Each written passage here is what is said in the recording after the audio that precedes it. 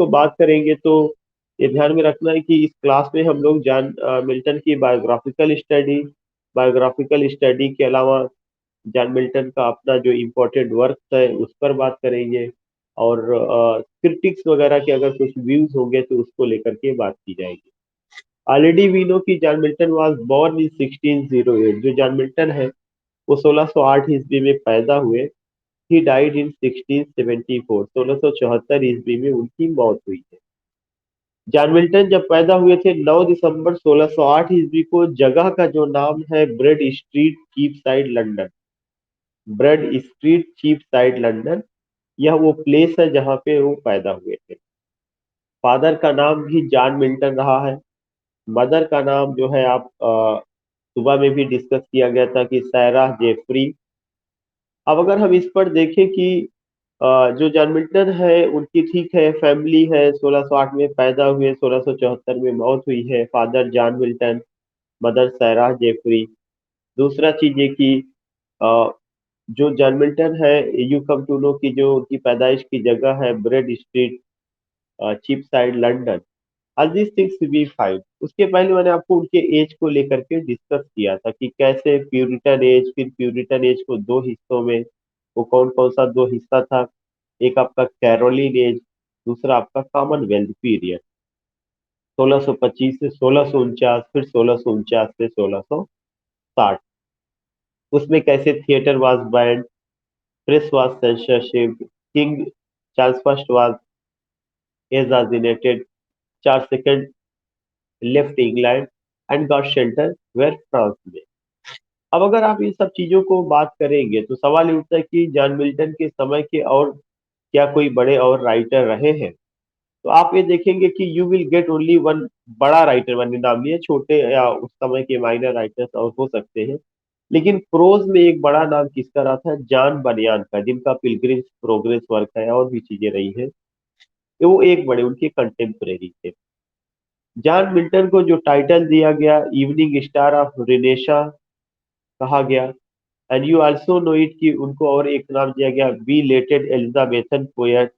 और साथ ही साथ एक और टाइटल दिया गया, वह क्या है कि लेडी ऑफ क्रिस्ट। तो उनको जो ये कहा गया कि ये इवनिंग स्टार ऑफ रिनेशा, इससे पता चलता है कि रिनेशा कहीं ना कहीं उसका जो जो उरूज था, वह उरूज जो है डिक्लाइन की ओर जा रहा था। तो जब कोई चीज डिक्लाइन की ओर जाता है तभी वहां पे ये सिंबल यूज किया जाता है कि इवनिंग स्टार ऑफ रिनेशा। मतलब जो रिनेशा 1453 से शुरू हुआ, वो कहीं ना कहीं 1660 ईस्वी में ढलता हुआ नजर आता है। तो उस ढलते हुए रिनेशा की अंतिम सितारे कौन रहे हैं? आपके जॉन मिल्टन रहे। दूसरा चीज ये आता है कि आखिर उसी समय जॉन बनियान भी थे, और जॉन बनियान को इवनिंग स्टार ऑफ रिफॉर्मेशन कहा जाता है। इसका मतलब मैंने आपको पहले भी बताया था कि रिनेशा और रिफॉर्मेशन दोनों मूवमेंट साथ में लगभग शुरू हुआ है। रिनेशा को ज्यादा पॉपुलैरिटी मिली। रिनेशा, रिफॉर्मेशन थोड़ा सा दब गया था। लेकिन जो रिफॉर्मेशन रहा है वह एक स्पिरिचुअल मूवमेंट रहा है, और जो रिनेशा था वह एक इंटेलेक्चुअल मूवमेंट था। ये दोनों टर्म जो है we have to keep it in our mind कि Renaissance was an intellectual movement and Reformation was spiritual movement. तो जो स्पिरिचुअलिटी है रिफॉर्मेशन का, या रिफॉर्मेशन को लेकर के जिसमें जितनी सारी बातें हुई है, यू फाइंड इट कि ये अपने उरूज पर कब पहुंचता है? या अपनी उरूज पर प्यूरिटन एज में पहुंचता है। रिफॉर्मेशन अपने उरूज पर कब पहुंचता है? प्यूरिटन एज में। और इसकी आवाज दो लोग बनते हैं, जॉन बनियान और साथ ही साथ जॉन मिल्टन। जॉन मिल्टन के वर्क में we find Renaissance as well as Reformation. John Milton में रिनेशा भी नजर आता है, रिफॉर्मेशन भी नजर आता है। जॉन बनियान में रिफॉर्मेशन ज्यादा नजर आता है। इसीलिए जॉन बनियान को क्या कहा गया? Evening star of reformation. इसका मतलब रिनेशा और रिफॉर्मेशन दोनों जो है एज ऑफ मिल्टन में अपनी अंतिम सांसें ले रहे हैं। एज ऑफ मिल्टन में अपनी अंतिम सांसें लेते हैं, या आप कह सकते हैं वो डिक्लाइन की ओर जाते हैं।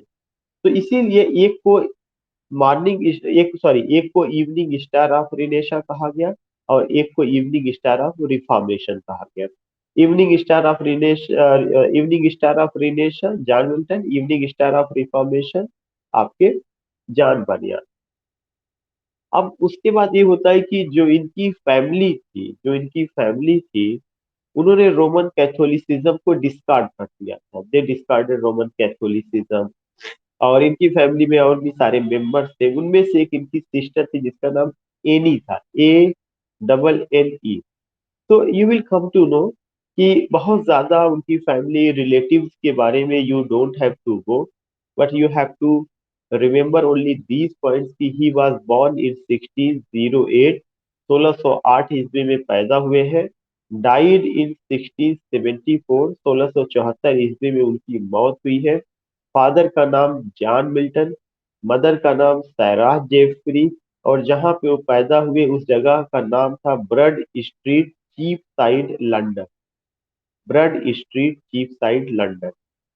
उसके बाद आपको एक पॉइंट ये समझना है कि जब आप Bread Street, Cheapside, London आप चलते हैं, तो जो समय का सिचुएशन था already we have discussed. We also told you I also told you about his family की। उनकी फैमिली में उनकी एक सिस्टर एनी थी। एनी का नाम इसलिए याद करना जरूरी है कि जॉन मिल्टन का जो अपना अर्ली करियर रहा है उसमें जॉन मिल्टन ने एक जो है एलिजी लिखा है, जो एनी के बेटे की डेथ पर, जिसका नाम जॉन फिलिप था, उसकी डेथ पर उन्होंने लिखा है। तो एनी जो है काफी हद तक जॉन मिल्टन से उसकी अंडरस्टैंडिंग भाई बहनों में काफी बेहतर थी, इसलिए। और एनी की बेटे की, एनी उनकी बड़ी बहन, उसके एक बेटा था जॉन फिलिप, जो कि एक तरह से कहा जाए कि बहुत अर्ली एज में वो दुनिया छोड़ के चले गए, तो उनकी डेथ पर उन्होंने उसको लिखा। ये तो उनका किस किस चीज को लेकर के हुआ था, उनका एक तरह से आप कह सकते हैं कि फैमिली, उनका अपना birth, death, all this things we find. Now we have to talk about what, now we have to talk about his education. जो उनका एजुकेशन है, Saint Paul school, Christ college, Cambridge university. ज्यादातर हमें जो ध्यान में रखना है यूनिवर्सिटी को, सेंट पॉल स्कूल से उनका मैट्रिकुलेशन हुआ। ग्रेजुएशन आपका क्रिस्ट कॉलेज और कैम्ब्रिज यूनिवर्सिटी। पीजी जो है 1632 में हुआ था, ग्रेजुएशन उनका 1629 ईस्वी में हुआ था। कोई पॉइंट नहीं है, लेकिन डिस्कशन में हो रहा है, इसको बता दिया जा रहा है या डिस्कस कर लिया जा रहा है।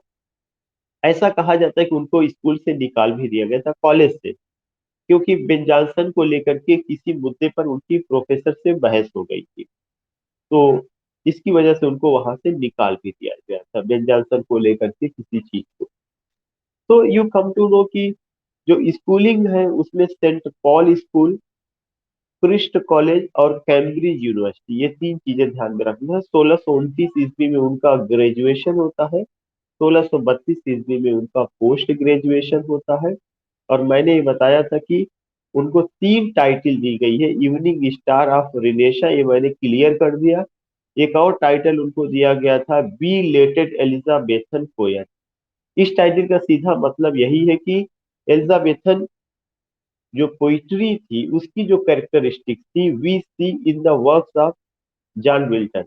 तो ऐसा कहा जाता है कि जॉन मिल्टन को एलिजाबेथन एज में आना चाहिए था, लेकिन ये बाद में जन्म लेते हैं।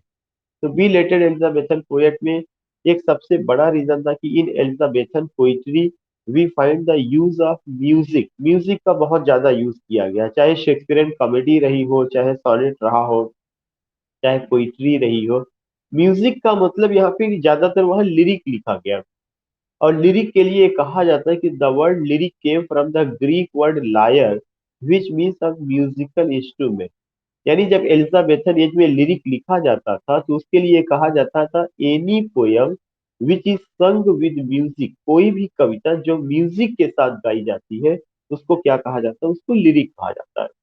जॉन मिल्टन की पोइट्री की, जॉन मिल्टन के वर्क की यह एक बड़ी खासियत थी, इसी वजह से उनको बी लेटेड एलिजाबेथन पोएट कहा जाता है, जो लेट में आए हुए। आना चाहिए था एलिजाबेथन एज में, but came in Puritan as.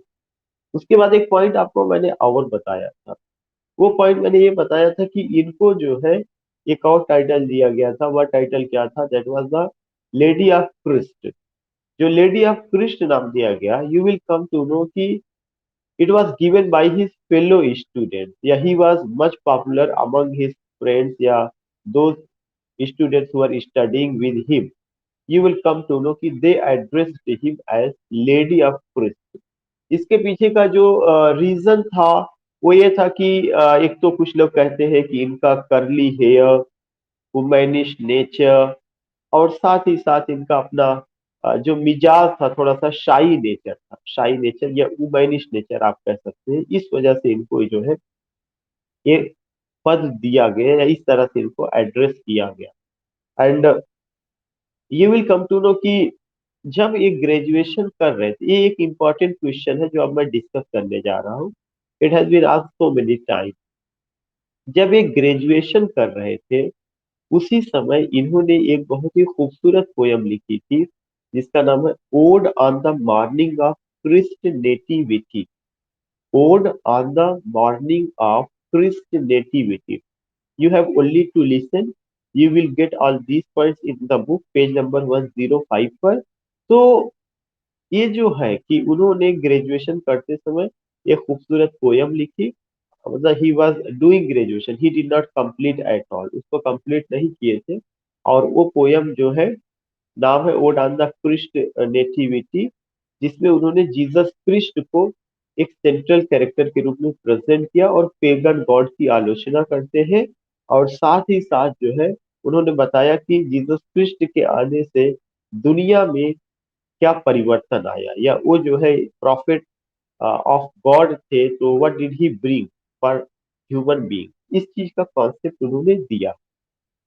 Second important point I would like to discuss with you की जो रहे हैं ये जो पोयम थी, ये पोयम कब आती है 1629 में। 1629 में। And at the age of 21, जब ये पोयम आती है उस समय जॉन मिल्टन 21 साल के रहते हैं। और यह पोयम कब पब्लिश होती है 1629 ईस्वी में पब्लिश होती है। तो 3 पॉइंट ध्यान में रखना है। At the age of 21 in 1629, when John Milton was doing his graduation, he composed a beautiful poem which became highly popular, and the name of the poem is Ode on the Morning of Christ Nativity। Poem का क्या नाम है? Ode on the morning of Christ nativity, जिसमें उन्होंने Jesus Christ को एक central figure, central character के रूप में प्रेजेंट किया है।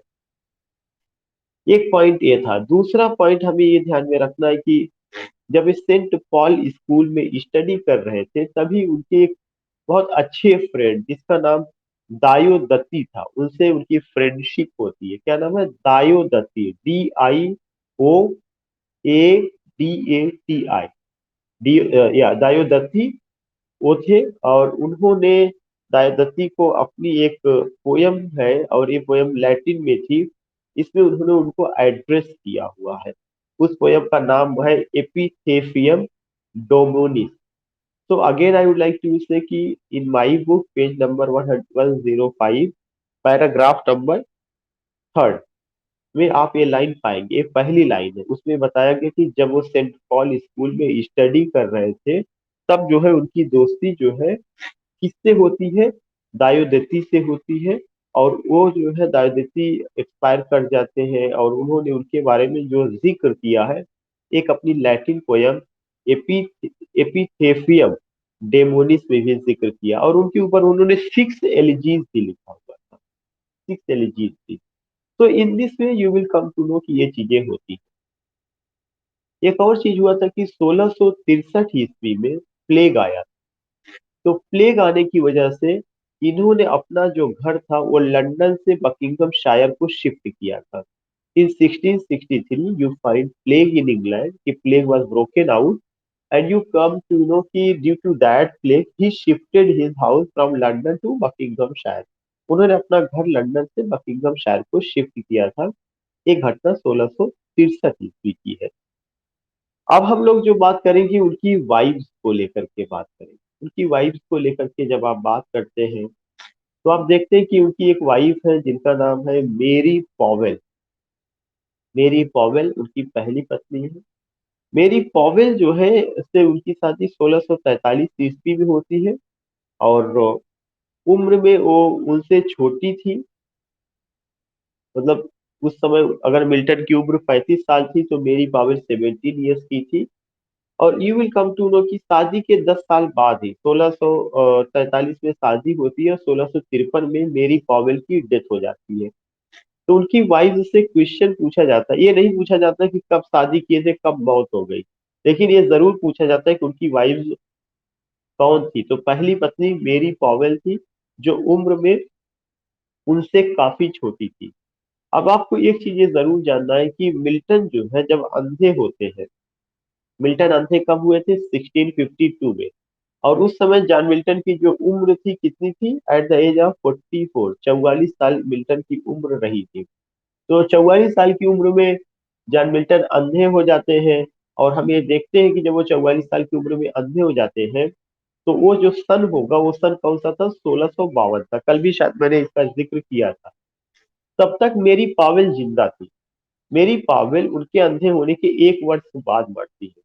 अब उनके डेथ का कारण जॉन मिल्टन का अंधा होना उस गम, उस सदमे की वजह से होता है, उसको लेकर जानकारी नहीं है क्या रीजन था, या वो बीमार थी, क्या चीजें थी, वो हम लोगों का फील्ड का इशू नहीं है, या वो ऐसा नहीं है। बट रिमेम्बर दैट कि मेरी पॉवेल 1643 में शादी होती है, 1653 में मौत होती है उनकी। और इस तरह से आप देखेंगे बीच में उनकी लाइफ में एक बड़ा दुखद स्थिति होती है। वह कौन सी होती है? कि John Milton became blind at the age of 44 in 1652। वो जो है हो जाते हैं। अब जब मिल्टन अंधे हो जाते हैं, तो अंधे होने के बाद we know it very well कि क्या सिचुएशन है, कैसी क्या कंडीशन थी, आज दिस थिंग्स वी नो। उसके बाद अ, वो जो है दूसरी मैरिज करते हैं। मेरी पॉवेल की डेथ जब 1653 में होती है, उसके बाद वो दूसरी मैरिज करते हैं, और जिनका नाम रहता है Catherine Woodcock, CATHARINE, Catherine Woodcock. उनसे उनकी शादी होती कैथरीन वुडकॉक से। And you come to know कि जो कैथरीन वुडकॉक से जब उनकी मैरिज होती है, तो ये घटना 1656 की है। इसका मतलब 52 में पहली पत्नी की, सॉरी 53 में डेथ होती है, और डेथ के 3 साल बाद उन्होंने दूसरी मैरिज किया। और जब वो कैथरीन वुडकॉक से मैरिज करते हैं, तो मैरिज के 2 साल बाद कैथरीन वुडकॉक भी शी लेफ्ट दिस वर्ल्ड। 1656 में मैरिज होती है, 1658 में उनकी डेथ हो जाती है। तो इसका मतलब कि 2 साल बाद she left this world. And you will come to know 2 साल 15 महीने या ऐसे ही समय था लगभग। यहाँ से एक क्वेश्चन पूछा जाता है कि जॉन मिल्टन की वो कौन सी पत्नी थी जिनकी मौत पर उन्होंने एक सोनेट लिखा है? तो उनका नाम आपका क्या है? Catherine Woodcock. और उस सोनेट का क्या नाम है? On his deceased wife. On his deceased wife, this is the name of the sonnet. उन्होंने जो है उनकी मौत पर जो सोनेट लिखा उसका क्या नाम है? On his deceased wife, DECEASED, deceased wife. ये सेकेंड पॉइंट है। थर्ड पॉइंट जो आपको ध्यान में रखना है वो क्या है? एलिजाबेथ मिंशुल उनकी थर्ड वाइफ है। एलिजाबेथ मिंशुल। एलिजाबेथ मिंशुल उनकी सेक्रेटरी भी रही है। फिर जॉन मिल्टन ने उनसे 1663 ईस्वी में मैरिज किया। और जिस समय जो है जॉन मिल्टन ने उनसे मैरिज किया, तो एलिजाबेथ मिंशुल की जो उम्र थी वह 30 ईयर्स की थी। 30 ईयर्स, मतलब यहाँ पर भी एक बड़ा गैप देखने को मिलता है। और इस शादी को उनकी बेटियों ने विरोध किया था। किसकी बेटियों ने? जॉन मिल्टन की बेटियों। तो लाइफ में आप देखिएगा कि कैसे उनकी लाइफ में चेंजेस आता है। 1608 में जन्म हुआ, 1674 में मौत हुई है। उसके बाद इस बीच में तमाम डेट्स मैंने आपसे पहले डिस्कस किया था कि कितना राजनीतिक उथल पुथल थी। 42 में थिएटर को बैन कर दिया गया, 43 में प्रेस को सेंसरशिप कर दिया गया, 49 में किंग की हत्या कर दी गई, 49 में सब में 16 लगा के चल रहा। उसके बाद जो है चार्ल्स सेकंड जो है इंग्लैंड छोड़ के चले जाते हैं। जॉन मिल्टन लैटिन सेक्रेटरी बनते हैं ओलिवर क्रामवेल के। तो ओलिवर क्रामवेल का आना, रिचर्ड क्रामवेल का आना, ये सब चीजें। लेकिन मिल्टन की लाइफ में भी बड़ा परिवर्तन हो रहा। एक तो उधर राजनीतिक क्षेत्र में उथल पुथल है, देश में बड़े बड़े परिवर्तन। इधर खुद जॉन मिल्टन की लाइफ में आप कोई स्टेबिलिटी नहीं देखते हैं। जिस तरह से पहली पत्नी मरी, फिर दूसरी पत्नी मरी, फिर उन्हें तीसरा, फिर वो अंधे हो गए, इसके बावजूद भी उनका जो स्पिरिट था काम करने का, वह जो है खत्म नहीं हुआ था। वो लगातार काम में लगे रहे थे। अंधे होने के बाद उनका Paradise Lost, Paradise Regain, Samson Agonist, all these things we find. तो जो क्वेश्चन है, मैं दो क्वेश्चन फिर से रिपीट करना चाहूंगा कि उन्होंने अपनी पत्नी कैथरीन वुड कॉक की मौत पर जो है एक सोनेट लिखा था जिसका नाम है ऑन हिज डिसीज्ड वाइफ। दूसरा चीज की when he was doing graduation, तब उन्होंने क्या किया था, एक पोयम लिखा था जो 1629 ईस्वी में आया था। उस पोयम का नाम है ode on the morning of Christ nativity. ये 1629 ईस्वी में आया है। तीसरा चीज, उनकी जो एजुकेशन हुई है सेंट पॉल स्कूल से, क्राइस्ट कॉलेज से हुई है। क्राइस्ट कॉलेज का मतलब कैम्ब्रिज यूनिवर्सिटी, कभी भी उनके साथ ऑक्सफोर्ड यूनिवर्सिटी को हमें नहीं जोड़ना, कैम्ब्रिज यूनिवर्सिटी में उनका हुआ। तो ये सब चीजें रही है। बाकी मैंने बताया कि परिवार में जो मेंबर्स थे उनमें सबसे बेहतरीन अंडरस्टैंडिंग उनका उनकी अपनी सिस्टर एनी के साथ था, और एनी को एक बेटा हुआ था जिसका नाम था जॉन फिलिप। जॉन फिलिप की डेथ जल्दी हो जाती है, उसकी मौत पर भी उन्होंने एलिजी लिखा था, और यह उनके लिटरेरी करियर का पहला फेज था। अभी हम उसको चल रहे हैं डिस्कस करने। बाकी Milton became blind at the age of 44 in 1652, 1652 में। पहली पत्नी का नाम मेरी पॉवेल, दूसरी पत्नी का नाम कैथरीन वुडकॉक, और तीसरी पत्नी का नाम एलिजाबेथ मिंशुल। इतना हम लोगों ने डिस्कस किया। जॉन मिल्टन की मौत जो होती है वो गाउट नाम की एक डिजीज से होती है। गाउट आपका आपका क्या है, जो गाउट है विनो की गठिया रोग, उसको लेकर के जो है, तो उससे होती है। तो ये चीजें हमें समझना है। अब अगर देखा जाएगा कि एज ऑफ जॉन मिल्टन क्या है, एज ऑफ जॉन मिल्टन का मतलब प्यूरिटन एज, और प्यूरिटन एज कब से कब तक है, 1625 से 1660 ईस्वी तक। और यह जो प्यूरिटन एज है दो हिस्सों में बढ़ता है। कैरोलिन एज 1625 से 1649, जिसमें चार्ल्स फर्स्ट रहे हैं। फिर कॉमनवेल्थ पीरियड जो 1649 से 1660 है, जिसमें ओलिवर क्रामवेल और रिचर्ड क्रामवेल रहे। कल इस पे बहुत बात हो चुकी, बार बार उस पर नहीं। अब आते हैं कि मिल्टन का जो लिटरेरी करियर है इसको हम कैसे समझ सकते हैं। जो मिल्टन का लिटरेरी करियर है, you will come to know कि इसको चार हिस्सों में बांटा जाता है। मिल्टन के लिटरेरी करियर को you find that it is divided into four parts या इनटू फोर फेजेस। जो पहला पीरियड है वो 1623 से लेकर 1628 तक है। The first phase, you find that it falls between 1623 से 1628। यह जो है पहला जो फेज है उसको 1623 से 1628, और जब 1623 से 1628 रहा तो यह टीन एजर का फेज था। It was an age of teenager, यह टीन एजर का फेज था। मतलब टीन एजर जब वो थे तब उन्होंने लिखा, बहुत मेच्योर नहीं हुए थे, क्योंकि 1629 ईस्वी में तो जब उनकी पहली इंपॉर्टेंट पोयम आई है तो उस समय उनकी उम्र 21 साल की थी। और 1623 से थोड़ा बहुत उन्होंने लिखना शुरू किया होगा। तो वो जो पहला पीरियड था वो teenager, as a teenager he wrote, और वो 1623 से 1628 रहा है। और इसमें जो है एलिजीज आई हुई है, और बहुत, मैंने बताया, बहुत पॉपुलर नहीं रही, ना उनका कहीं सिलेबस में जिक्र है, ना बहुत ज्यादा उनको इस तरह की चीजें कोई बहुत ज्यादा पॉपुलैरिटी मिली है। But you come to know कि उसमें एक एलजी है on the death of fair infant. ये सबको पता होना चाहिए, इससे रिलेटेड क्वेश्चन पूछा जा चुका है। पहली जो एलजी है on the death of fair infant, infant का मतलब नवजात शिशु होता है। तो ये जो नवजात शिशु था यह किसका था, उनकी बहन एनी का था, जिसका नाम जॉन फिलिप था, जो कि जो है बहुत जल्दी दुनिया छोड़ के रुखसत हो जाता है। तो उसकी मौत पर इन्होंने लिखा हुआ था on the death of fair infant. ये 1628 ईस्वी में आया है। एक एलजी ये रही है।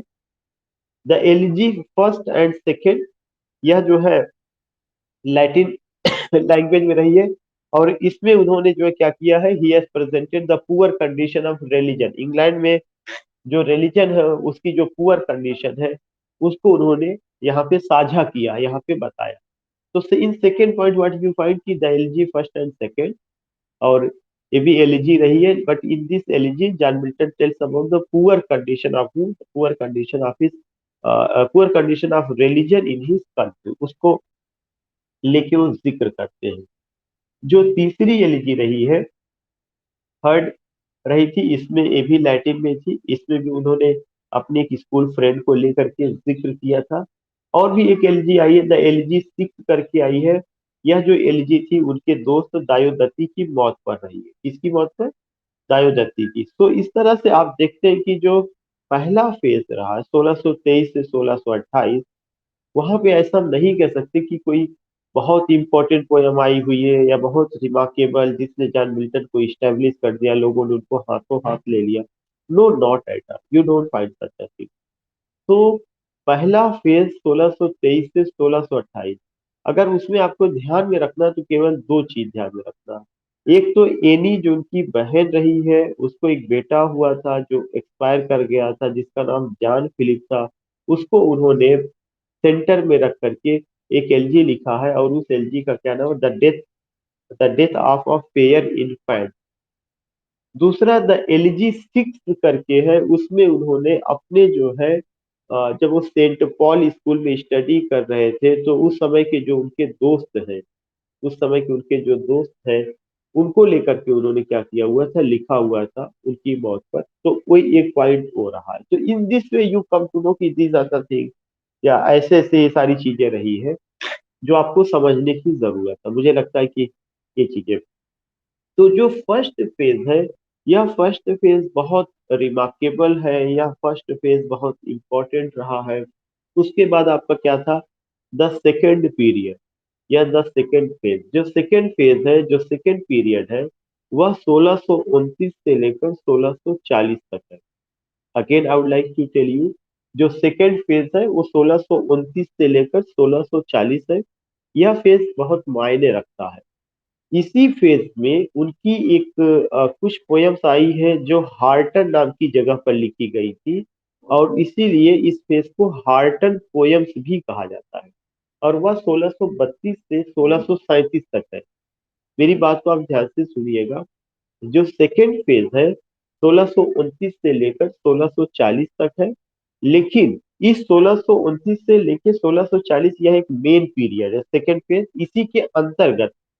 इसी के अंतर्गत यू फाइंड कि उन्होंने कुछ पोयम लिखा हुआ था जो हार्टन नाम की जगह पर, तो जो पोयम हार्टन नाम की जगह पर आई है उसको हार्टन पोयम्स कहा जाता है। और उसकी जो डेट रही है वह 1632 से 1637, जिसमें एल एलिग्रो, आई एल पेंसिरोसो, ये पोयम जो है दो, जिसका मैं जिक्र करूंगा, वो चीज रही है।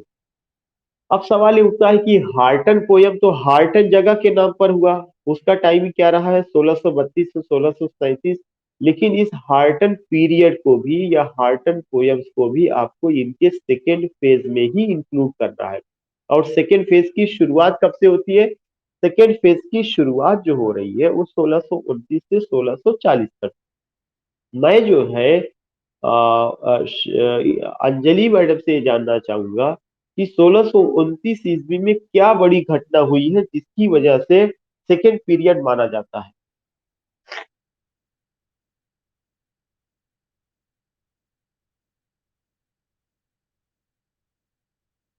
या या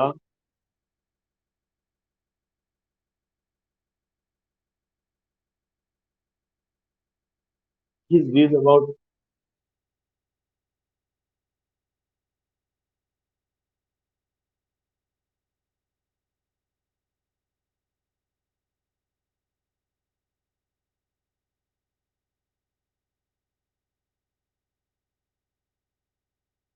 या नाइस नाइस एक्सप्लेनेशन। सबसे इंपॉर्टेंट चीज ये है कि जो 1629 ईस्वी है, उस 1629 ईस्वी में उनका जो प्यूरिटनिज्म का जो कॉन्सेप्ट है वो नजर आता है। Because he composed a beautiful poem ode on the morning of Christ nativity, which made him popular and ultimately established him as a poet। ये चीज देखने को जो मैडम ने बताया, तो 1629 का जो एक्सप्लेनेशन है ये चीजें हैं। अब 1629 से लेकर 1640 तक जो सेकेंड फेज रहा है, इस सेकेंड फेज में उन्होंने, मैडम ने भी एक्सप्लेन किया कि उन्होंने जो लिखा हुआ है, एक तो ode on the Christ of nativity 1629 है। द पैशन नाम का एक पोयम तो 1630 में है। आर्केड्स एक था, आर्केड्स जो है, आप ये समझने की कोशिश करिए, उनका मास्क है। इसके अलावा एक उनका सानेट है ऑन शेक्सपियर है 1630 में। कॉमर्स करके उन्होंने एक पोयम लिखा 1634 में। L'Allegro and Il Penseroso 1631 में या कहीं कहीं पे डेट 1632 भी मिलती है। उसके अलावा लिसिडास 1637 में। जो एलिजी है, लिसिडास तो काफी फेमस है और एक पेस्टोरल एलिजी है, एग्जाम्पल ऑफ मोनोडी है। और ये भी पूछा जाता है किसकी मौत पर लिखी गई है, एडवर्ड किंग की मौत पर लिखी गई है। तो Lycidas written on the death of Edward King. On arriving at the age of 23, ये भी उनका एक पोयम है जो 1631 में आई है, जब वो 23 साल के हो गए थे तब उन्होंने उसको लिखा था। On arriving arriving at the age of 23, जो उनका एक सोनेट है। तो in this way you find that कि कम से कम अगर कुछ नहीं हमने सुना है तो हम सारे लोगों ने तो ये जरूर सुना है कि एक उनका poem ode on the morning of Krishna nativity आता है, जो 1629 में जो उनको इस्टेब्लिश करता है। एक उनका पॉपुलर एलिजी है जिसका नाम लिसिडास है, जो 1637 में आया। एक एल एलिग्रो आई एल पेंसिरोसो है, जिसके बारे में मैंने जिक्र भी किया था कि एल एलिग्रो या उनके हैप्पी मूड को दिखाता है, and it starts with the rising of the sun. और दूसरा आई एल पेंसिरोसो है जो उनके थॉटफुल मूड को दिखाता है, and it starts with the setting of the sun. ये बातें बताई गई थी। उसके बाद अगर आपको याद होगा, आर्केड्स उनका मास्क है। आर्केड्स के अलावा कॉमस है, वो भी उनका मास्क है जिसमें म्यूजिक का यूज बहुत ज्यादा किया गया है या किया जाता था। तो in this way you find, और इसी में आपका हार्टन पोयम जैसा नाम दिया गया, हार्टन जगह पर उन्होंने रुक करके लिखा था, वो 32 से लेकर 37 तक रहा है। तो in this way you come to know it about. अब उसके बाद जो थर्ड पीरियड रहा है, थर्ड पीरियड 1640 से 1660, 20 साल तक का पीरियड है, लंबा पीरियड है। और इस 1640 से 1660 में जो ये 20 साल का पीरियड है, इस पीरियड में जॉन मिल्टन ने केवल और केवल, देखा जाएगा तो, उनके प्रोज वर्क और सॉनेट आते हैं। जॉन मिल्टन का जो प्रोज वर्क है और जो सॉनेट, जैसे एरियोपैजिटी का एक फेमस प्रोज वर्क है, वो आया 1644 में। उनके सॉनेट्स है वो आए हुए हैं। और उन्होंने कुछ बेहतरीन पैम्फलेट लिखे हैं, पैम्फलेट उनके प्रोज में लिखे गए हैं। जिसमें एक पैम्फलेट उनका है the tenure of Kings and magistrate, जिसमें चार्ल्स फर्स्ट की हत्या को उन्होंने सही ठहराया। ये चीज 1649 में आई है। ऑफ एजुकेशन उन्होंने लिखा है। फर्स्ट डिवोर्स पैम्फलेट उन्होंने लिखा। The reason of church government, the church discipline लिखा। The doctrine and discipline of divorce लिखा। The reason of church government. All these things you find कि उनके पैम्फलेट और उनके सॉनेट्स जो है, एक कब आते हैं, थर्ड फेज में आते हैं। तो मैं जो है चंद्र प्रकाश जी से जानना चाहूंगा कि चंद्र प्रकाश जी, जो थर्ड फेज है वो कब से कब तक रहा है और उसमें क्या क्या चीजें आई हैं।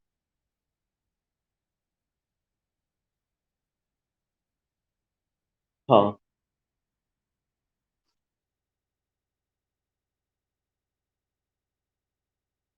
ठीक है, पैम्फलेट्स और सॉनेट्स आए। कोई इंपॉर्टेंट वर्क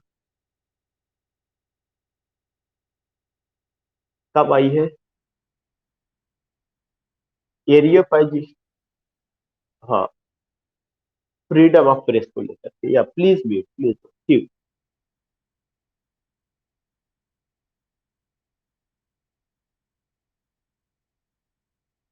हाँ,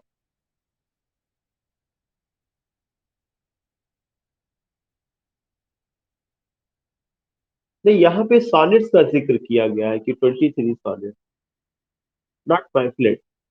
और यहाँ पे पैम्फलेट का जो है फिगर नहीं दिया गया है। ये जो लिखा गया, during the third period Milton was engaged in producing pamphlets and sonnets which are 23 in number. It's about the sonnet. तो एक चीज है, दूसरा चीज आपको ये ध्यान में रखना है कि जब आप फोर्थ पीरियड की बात करते हैं तो सबसे उनका जो बड़ा मतलब जिसमें इंपॉर्टेंट वर्क आते हैं, जिसमें रियली में हम लोग सारे लोग जिसको पढ़ते हैं, चाहे whether we we were doing graduation और पोस्ट ग्रेजुएशन, और मिल्टन को अगर जाना गया तो उनके अपने एपिक की वजह से, तो जो 1660 से 1674, जो ये आप कह सकते हैं कि 14 साल का जो ये पीरियड रहा है, ये जो है इसमें उनके बहुत इंपॉर्टेंट वर्क आते हैं। और इसमें उनके एपिक आती है, टू ग्रेट एपिक्स, और एक उनका आप कह सकते हैं एलिजी है। तो जो उनका एपिक है, एक एपिक है द पैराडाइज, जो 1667 में आया है। दूसरा है पैराडाइज रिगेंड है, जो 1670। अब जा रही है बस। अच्छा, तो उनका एक वर्क है जिसका नाम है पैराडाइज लास्ट, और वह जो पैराडाइज लास्ट है वह 1667 में है। पैराडाइज रिगेन 1671 में है। सैमसन एगोनिस्ट आपका 1671 में है। और हिस्ट्री ऑफ ब्रिटेन करके उन्होंने लिखा था, जो 1670 में है। तो इस तरह से हम देखते हैं कि जो फोर्थ पीरियड है वो बहुत मायने रखता है। अभी तक हम लोग फोर्थ पीरियड में केवल तीन चीजों को बात करते थे: paradise last 1667, paradise regained 1671, Samson agonist 1671। लेकिन हमें एक और चीज ध्यान में रखना है। वो कौन सी चीज ध्यान में रखना है? हिस्ट्री ऑफ ब्रिटेन, जो 1670 ईस्वी में आई है, ये भी इनके द्वारा लिखा गया है। बाकी जो है इनके अपने कुछ पैम्फलेट्स वगैरह रिपब्लिश्ड हुए थे, या कुछ और चीजें उन्होंने किया था, दैट इज अनदर थिंग। लेकिन जो सारे क्वेश्चन, अब सवाल ये उठता है कि इतने काम में इनके हमें पढ़ना क्या चाहिए। ये भी एक बहुत मायने रखता है कि हमें क्या पढ़ना चाहिए। बायोग्राफिकल स्टडी में तो वो सारी बातें पढ़ना जो आपको डिस्कस की गई है। बायोग्राफिकल स्टडी, कब पैदा हुए, कब मरे, फादर, मदर, सिस्टर एनी, उनका बेटा जॉन फिलिप, उनका दोस्त दायोदत्ती और Edward king, all these thing. एक बहुत कॉमन पॉइंट है। एजुकेशन जो बताया गया कि सेंट पॉल स्कूल, उसके बाद आपका सेंट पॉल स्कूल के बाद एक और जो उसमें बताई गई कि क्रिस्ट कॉलेज, कैम्ब्रिज यूनिवर्सिटी। फिर उसके बाद किन किन नामों से जाना गया कि evening star of Renaissance, belated Elizabethan poet, lady of Christ, all these things we find. फिर एक चीज बताया गया कि उनका फोर पीरियड है 1623 से लेकर के उधर 1628, फिर 1629 से लेके 1640, फिर 1640 से 1660, 1660 से लेकर 1674। ये सारे पीरियड्स भी पता होना चाहिए। हार्टन पीरियड कब से कब तक है, 32 से लेके 37 तक है। अब एक चीज ये तो, इतना सारा जो नाम लिया गया कि किताबों में, तो किताबों में क्या पढ़ना है? एक तो बिल्कुल आप ये माइंड मेकअप कर लीजिएगा कि हर आदमी को ode on the morning of Christ nativity के बारे में जानकारी होना चाहिए। चाहे आप इसे नोट कर लीजिए, चाहे आप ऐसे ही याद रखिए, जो भी आपको मतलब सहूलियत हो। दूसरा चीज आपको किसकी जानकारी होना चाहिए? उनका एक पॉपुलर सॉनेट है ऑन हिज ब्लाइंडनेस, उसके बारे में जानकारी होना चाहिए।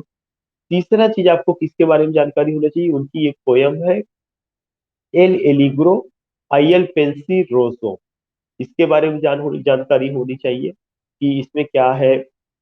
बहुत डीप में नहीं, बस इतना ही कि it begins with the rising of the sun, और जो लेटर है it begins with the setting of the sun. L'Allegro का मतलब है poet is in happy mood, और जो Il Penseroso, Il Penseroso है, that is in heartful mood. All this things we find. तो इन सारी चीजों की हमें जानकारी होना चाहिए। इसके अलावा उनकी जो एलजी है लिसिडास, उसके ऊपर जानकारी होना चाहिए। इसके बाद हमें जो और जानकारी होना चाहिए वो जो है, आप कह सकते हैं कि उनका आर्केड्स और जो कॉमर्स उनका मास्क है, थोड़ा सा उसके बारे में जानकारी होना चाहिए। फिर उनका जो प्रोज वर्क है जिसमें ऑफ एजुकेशन है, एरियोपैजिटिका है, द टेन्योर्स ऑफ किंग है जो उनका, इस सब का थोड़ा सा नाम पता होना चाहिए कि कैसे क्या चीजें रहेंगी। बाकी उनका जो मास्टर पीस है, जो काफी डिटेल में स्टडी करना है, पैराडाइज लास्ट है, पैराडाइज रिगेन्ड है, और सैमसन एगोनिस्ट है।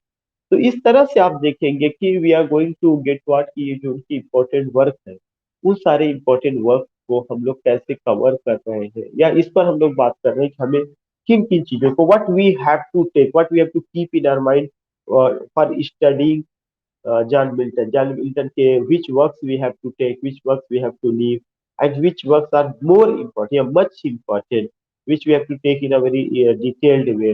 All these things we find. तो ये चीजें जो है बहुत रहा है। अब उसके बाद ये आता है कि अगर हम इनके वर्क को बात करते हैं, तो सर्टेन है कि वर्क के अलावा जॉन मिल्टन पर कुछ क्रिटिक्स भी है।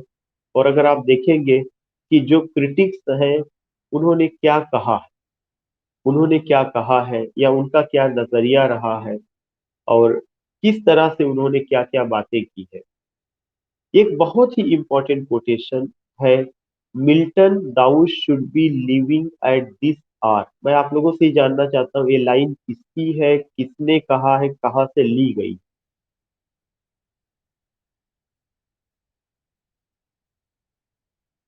या वर्ड्सवर्थ की, आर मिल्टन, मिल्टन या वर्ड्सवर्थ की है। तो एक चीज ये भी है कि वर्ड्सवर्थ ने जॉन मिल्टन को एड्रेस किया है अपने एक सोनेट में, जिसका नाम मिल्टन और लंदन 1802 करके है। तो उसमें उसी का सब टाइटल है, वहां पे उन्होंने कहा Milton thou should be living at this hour. ये बात किसने कही है? ये बात विलियम वर्ड्सवर्थ ने कही है। पीबी शेली कहते हैं कि Milton stands alone in the age which he illumined. जिस एज को मिल्टन ने इल्यूमाइंड किया, अपनी रोशनी से जगमगाया, उस एज में मिल्टन के अलावा दूसरा कोई दीपक नजर नहीं आता, या दूसरा कोई आप कह सकते हैं सूर्य नजर नहीं आता। तो मिल्टन स्टैंड्स एलोन, ये मैंने आपसे जिक्र भी किया था कि उनकी आगे सारी और शख्सियत फीकी हो जाती है। केवल एक है जो जान बनियान है, वो लगभग उन्हीं के पैर, उन्हीं के नक्शे कदम पर चलते हैं प्रोज के फील्ड में। तो मिल्टन के लिए ये बात किसने कही? पीबी शेली ने कहा कि Milton stands alone in the age which he illumined, जिसको उन्होंने क्या किया था? इल्यूमाइंड किया था। एक बात ये आती है। उसके बाद जो है जॉन ड्राइडन का एक बहुत इंपॉर्टेंट पॉइंट है जो उन्होंने कहा था कि three poets in three distant ages born. तीन पोएट तीन अलग अलग एज में पैदा हुए। कहाँ कहाँ पैदा हुए? ग्रीस में, इटली में और इंग्लैंड में। ग्रीस, इटली और इंग्लैंड। वो लाइन आपको मिलेगा, मैं आपको समझाने की ज्यादा कोशिश कर रहा हूँ कि जॉन ड्राइडन ने कहा three poets in three distant ages born in Greece, comma, Italy and England did adorn. The first in loftiness of thought surpassed the next in majesty in both the last the force of, हाँ, the last। तो इस तरह से you find that कि उन्होंने कहा कि तीन अलग अलग पोएट जो है पैदा हुए, जिसमें से आप कह सकते हैं उनका कहना होमर का था, जॉन मिल्टन का था, और भी हो सकता है कि उन्होंने किसी को जिसको एड्रेस किया। So in this way you come to know कि ये बात जो है, उन्होंने कहा कि तीन बड़े पोएट अलग अलग एज में अलग अलग जगह पैदा हुए और उन्होंने अलग अलग ढंग से काम किया। तो ये बात भी जो है किसने, ये बात किसने कही? जॉन ड्राइडन ने उनके बारे में कही हुई है। उसके बाद आगे उन्हीं का ही उसी का लाइन था कि the last the force of nature could not further go to make a third she join the former two. कुल मिला के उनकी उन्होंने तारीफ की है, ये चीज रहा। एक क्रिटिक है रैले। रैले कहते हैं कि of all the English style Milton is best in title to the name of classic. English style जितना भी आई है उसमें जो है अगर देखा जाएगा तो जो जॉन मिल्टन की स्टाइल है वह सबसे बेस्ट है। और उनके साथ जो टाइटल अगर क्लासिक से जोड़ा जाएगा तो यह काफी बेहतर होगा, ये बात उन्होंने कही हुई है। और कुछ और चीजें रही है, जैसे हिस्ट्री ऑफ इंग्लिश लिटरेचर आप पढ़ते हैं W.H. हडसन का। W.H. हडसन कहते हैं कि Milton was there for making an experiment when he took as the measure of Paradise Lost. कह रहे हैं कि जॉन मिल्टन एक नया प्रयोग कर रहे थे जब उन्होंने पैराडाइज लास्ट को जो है अपने हाथों में लिया या उसको मीजर करना शुरू किया। मैकमिलन एक है क्रिटिक है, वो कहते हैं कि Milton's poetry is a mirror in which the writers character is very clearly reflected. Milton की पोइट्री जो है एक ऐसा दर्पण है जिसमें कि राइटर का चरित्र खुद नजर आता है। In which writer's character is very clearly reflected. Writer का चरित्र बहुत स्पष्ट नजर आता है। ये बात किसने कही है? मैकमिलन ने कही है। तो in this way you find Hudson, you find Macmillan. TS Eliot ने जॉन मिल्टन की एलिजी की आलोचना की थी, लिसीडास की खास करके, क्योंकि उसमें सब्जेक्टिविटी है। तो टीएस एलियट ने कहा, TS Eliot criticise Milton for the experiment of season and emotion. TS Eliot ने जॉन मिल्टन को क्रिटिसाइज किया, खासकर उनकी लिसीडास को। उन्होंने जो सीजन और इमोशन, जहां पर भी, चूंकि टीएस एलियट का कॉन्सेप्ट था ऑब्जेक्टिव को रिलेटिव, इसी वजह से उन्होंने किसकी आलोचना की थी? अ, विलियम शेक्सपियर के विलियम शेक्सपियर के पैराडाइज लास्ट को भी उन्होंने। तो जिससे उसके बाद में बहुत सारे पोएट है क्रिटिक। जैसे एक क्रिटिक विलियम ब्लेक है। विलियम ब्लेक कहते हैं कि William Blake consider Milton major part of English literature. He placed Spenser as Milton precursor. कह रहे विलियम ब्लेक ने काफी सम्मान दिया था, और विलियम ब्लेक बहुत प्रभावित थे जो है जॉन मिल्टन की स्टाइल से। और उन्होंने क्या कहा? उन्होंने कहा कि स्पेंसर जो है जॉन मिल्टन के क्या थे, प्रीकर्सर थे। इसका मतलब ये हुआ कि अगर पोइट्री को किसी ने इस्टेब्लिश किया या शुरू किया तो वह स्पेंसर थे, और उस काम को अगर आगे बढ़ाया तो जॉन मिल्टन रहे। ये बात किसने कही है? विलियम ब्लेक ने। तो William Blake considered Milton major part of English literature, he place Spenser as Milton precursor. All this things we find in this way, you come to know कि ये चीजें रही है। बाकी इसी किताब के एक जगह और सेक्शन में, उसमें मैंने आपको बताया जहां मिल्टन खत्म होते हैं, वहां पर मैंने बताया है कि आप वहां पे भी जाएंगे तो वहां पे ल्यूसिड थॉट्स इन वर्ड्स करके है। उसमें बहुत सारी बातें कही गई, उसमें बहुत सारी बातों का जिक्र किया गया है। तो ल्यूसिड थॉट्स इन वर्ड्स को लेकर के अगर आप देखेंगे तो जॉन मिल्टन इसी किताब में, जहाँ पे जीआईसी के आथर, पीजीटी के आथर को दिए गए, वहां पे जॉन मिल्टन और भी डिस्कस किए गए। तो उस पोर्शन को, जी मैडम।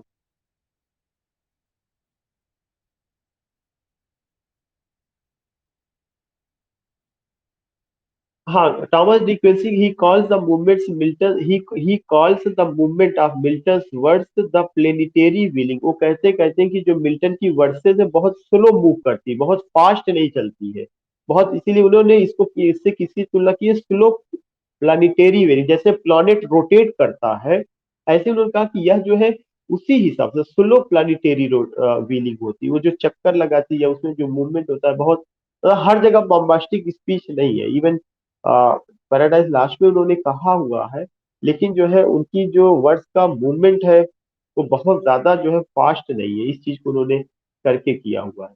और एक इसी में जॉन मिल्टन के, अर्नोल्ड ने कहा कि in Milton there is always an appearance of effort, in Shakespeare scarcely any. करें कि जो जॉन मिल्टन के बारे में मैथ्यू अर्नोल्ड कहते हैं कि मिल्टन के वर्क में हमेशा एक नया प्रयास नजर आता है। मिल्टन जो भी लिखते हैं, जो भी करना चाहते हैं, उसमें एक नई चीज, जो हमेशा एफर्ट करते हैं कुछ नया किया जाए।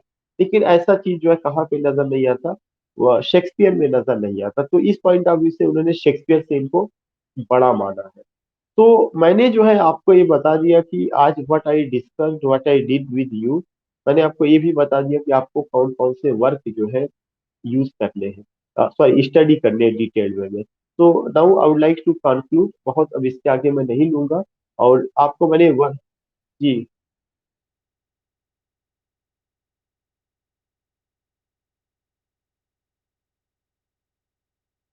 मास्टरपीस केवल एक है, पैराडाइज लास्ट मास्टरपीस है। मास्टरपीस वह पीस होता है जो उनको मतलब उनका, उनकी रचनाओं में सबसे बेहतरीन रहा हो। तो पैराडाइज लास्ट उनकी रचनाओं में सबसे बेहतरीन रहा है। लेकिन जॉन मिल्टन ये कहते हैं कि मैं पैराडाइज लास्ट से ज्यादा पैराडाइज रिगेंड को पसंद करता हूँ। तो मास्टरपीस उनका एक है, वह पैराडाइज लास्ट है। लेकिन अगर ये क्वेश्चन आता है कि जॉन मिल्टन किसको ज्यादा पसंद करते हैं, तो पैराडाइज रिगेंड को ज्यादा महत्व देते हैं इंस्टेड ऑफ पैराडाइज लास्ट।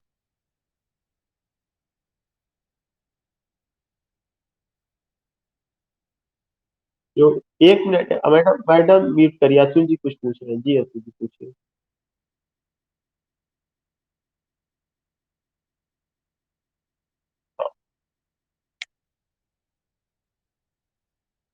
देखिए अब उसमें जो नवंबर का दिया है, 8 नवंबर या 9, म्यूट कर लीजिए, 8 नवंबर या 9 नवंबर जो भी दिया हुआ है वो चीज जो है बहुत मायने नहीं रख रही। 1674 में वो मरे हुए हैं, यह चीज बहुत जरूरी है। 8 नवंबर मरे या 9 नवंबर मरे, एक दिन पहले गए या एक दिन बाद गए, इस पर बहुत ज्यादा नहीं करना है। अगर आपको जो है कहीं पे ऐसा कुछ मिलता है कि हाँ 9 से 8 नवंबर मिलता है और किसी अथेंटिक बुक में है, तो आप उसी पर ही जाइएगा कि हाँ, क्योंकि इस पार्टिकुलर डेट को, कि 8 नवंबर को मौत हुई या 9 नवंबर को मौत हुई है, ये चीजें नहीं, सन में गड़बड़ी नहीं होना चाहिए। 1674 में वो डाइड हुए। कोई भी किताब आप खोलेंगे वहां पे वही मिलेगा। 8 या 9 नवंबर को कोई बहुत मायने नहीं रखता। यू कैन गो, अगर आपको कहीं से मिलता है उसमें आप कर सकते हैं। मैडम और क्या करें? श्वेता मैडम।